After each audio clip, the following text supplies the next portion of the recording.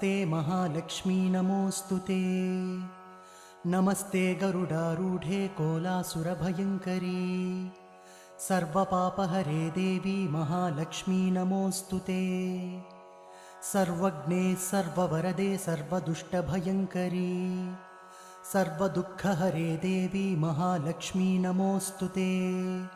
सिद्धिबुद्धिप्रदे देवी भुक्तिमुक्तिप्रदायिनी, मंत्रपूते सदा देवी महालक्ष्मी नमोऽस्तुते।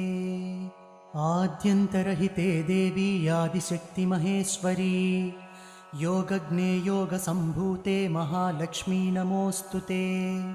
स्थूलसूक्ष्ममहारौद्रे महाशक्ति महोदरे, महापापहरे देवी महालक्ष्मी नमोऽस्तुते।